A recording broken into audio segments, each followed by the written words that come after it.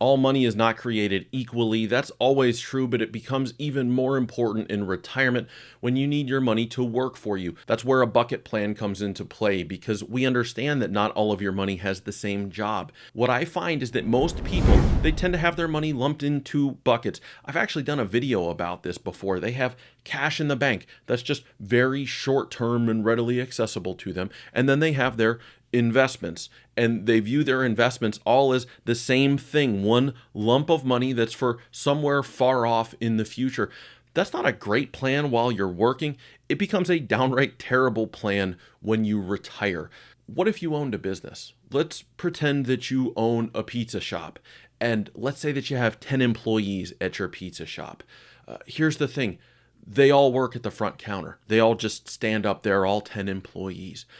That wouldn't be a very successful pizza shop because there's literally nobody in the back making pizza. You don't need 10 people at the front counter. You need one person. Maybe you need two people. You need some people in the back prepping ingredients. You need some people making pizzas. You need somebody working the oven. All of these people work at the same business, but they all have different jobs. Your money is no different. Different pieces of money need to behave differently because you expect different things from them. They have different jobs. They all work at the same place, your retirement plan, but they got different things to do. That's where a bucket plan comes in. By the way, if you're new here, I'm Antonio Cibella. As you can probably tell, I'm a financial advisor. I specialize in helping folks plan their retirement. If you're enjoying the video, subscribe to the channel. Come on back, because if you do, you'll get notified when we post on the latest tips and tricks and strategies to help you plan your retirement. So now that you understand a little bit about why you would use a bucket plan in retirement, let me outline for you exactly how a bucket plan works. We're going to look at a case study here. Let's talk about a married couple. Let's talk about Sam and Diane. Here's what we know about them. They're both 65. They just retired. They have a total income need of $75,000 per year in retirement. They're both going to get Social Security. Sam gets $2,500 a month. Diane gets $1,600 a month from her check. That's $49,200 per year. That's a really good start. That still leaves them a shortfall of around $26,000 per year that's got to be drawn from somewhere. They've been good savers over the years, and so they retire with $1 million. Somewhere they watched a video on the internet, and it told them they needed $1 million to retire, and they believed it, so they didn't retire until they got there, and here we are. Here's the breakdown. They've got $25,000 in the bank. They're kind of like those two bucket folks. $25,000 in the bank, and then they've got their investments, $200,000 in a non-qualified brokerage account, $775,000 in their retirement accounts. Think 401k, 403b, and they need $26,000 a year. In a normal situation, you may just have somebody say, oh, I'm going to put the 4% rule on the retirement account, meaning I'm going to draw the $26,000 from the pool of $775,000 and keep it all in a lump invested according to my risk tolerance. Technically, you're not in a terrible spot there because your starting distribution is only 3.35% of the balance. 26,000 is 3.35% of 775. Here's the issue. You've got taxes to pay on that money, one, so you're going to need to draw more than the 26 to net 26, and two, more importantly, that basically bricks the entire 775,000 from future planning because you're looking at the whole ball of wax for income. Now, let's look at the same situation using a bucket plan. With a bucket plan, the first step is solving for the income gap. So it's going to look a little bit differently. Instead of saying, let's take 26,000 from the whole of the retirement account, if we can get a 6.5% distribution rate from an annuity at age 65, guaranteed by the insurance company to last for both of their lifetimes, we'd need $400,000 to solve for the whole McGillet, the whole 26,000. You could do that. That's a little bit rich. That's a little more of the overall portfolio than I'd like to see being earmarked specifically for income. So let's say we solve for 20,000. We're going to need $308,000 to go into the annuity to create 20,000 of annual recurring lifetime income. I'll show you in a little bit where we get the other six.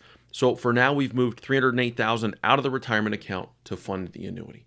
Now we're sitting with $25,000 in the bank, $200,000 in a non-retirement brokerage account, and $467,000 in the retirement account with a $6,000 a year hole.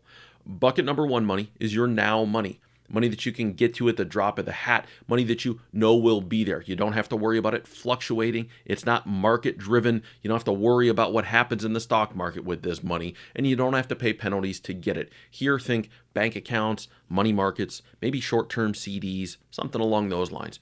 A general rule of thumb is between 6 and 12 months of your monthly income needed to exist readily accessible in that bucket.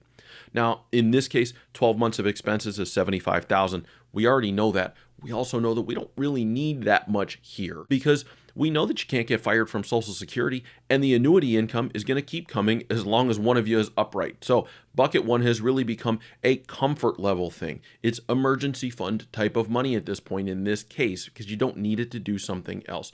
Everyone needs some emergency fund money. For a client like Sam and Diane, I'd say you don't want less than $25,000 readily available to you. So at least 25 grand in this bucket. You probably don't want more than say 100,000 because you're not going to earn great returns on cash historically, even though interest rates are decent right now. So there's such a thing as having too much money just sitting readily available. Let's say that they find a middle spot. They settle on $40,000 liquid. That's our bucket one money. That's our now bucket. And it's funded with cash they already had in the bank and a small piece of the brokerage account. Now we're going to move on to bucket number two. Bucket number two is soon money. We don't need it now, but it's also not our long-term, somewhere far off in the future money. Some volatility or fluctuation might be okay here if it's within your risk tolerance. For clients who don't want to see that in bucket number two, that's fine too. It all depends upon the individual. Generally, these are income-producing assets. So think of things like a bond ladder, longer-term CDs, a conservative investment portfolio, maybe a moderate portfolio if you can take that risk. The idea here is that the income being generated can flow over to bucket number one to cover any money that they drew out for income needs or to cover any money they drew out for any sort of emergency. How much lives in this bucket, again, depends upon the individual and how much of their portfolio they may need for income. A decent rule of thumb is somewhere between 20 and 40% of their overall portfolio. A lot of this depends upon the individual person.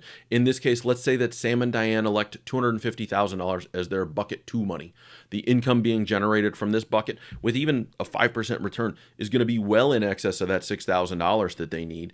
Even at a rate of 3, they're out in front of that without accessing any of the principal from bucket 2 and not relying on bucket 1 for income in this case. So the primary function of bucket 2, refill bucket 1 as needed, provide additional income to them if needed, and most importantly, to be a buffer between what could happen and their future money. So Sam and Diane have funded bucket 2 with the remainder of the brokerage account, which was $185,000, as well as a portion of their to-be taxed retirement money, 65 grand. That brings us to bucket 3. Bucket 3 is your later bucket. This is money that you don't intend to draw from right now. You don't even have a specific plan to draw from it at a specific point in the future. It's just future money. You may use it. Maybe you'll pass it on. We're not yet sure. We know that we've solved their emergency money. We've also solved their bucket 2 money. And even in the event of a downturn or if things go off course, we shouldn't need to access this money because we've got 5+ years of money handled between the first 2 buckets. Layering out your assets like this, it can allow someone to stay focused on the long term. It can limit some of the emotion, which is a normal human reaction to a market downturn, because you realize that you should only need to access that money, which is probably your most aggressively invested, at a time of your choosing. So in this case, Sam and Diane have $402,000 of future non-required money. I say non-required because basic day-to-day living is covered through the annuity. We created a backup in bucket number 2. This $402,000 can now grow for the future, and it can be used to cover future cost of living increases. It can become legacy money, most importantly, because it's not encumbered by being used for current income. It's not just 4% rule money. It can become another tool for planning for things like Roth conversions or charitable gifting. Now, overall, there's a lot more that goes into a plan than just this, but hopefully now you understand how segmenting money out into a 3-bucket plan can help structure your money in retirement.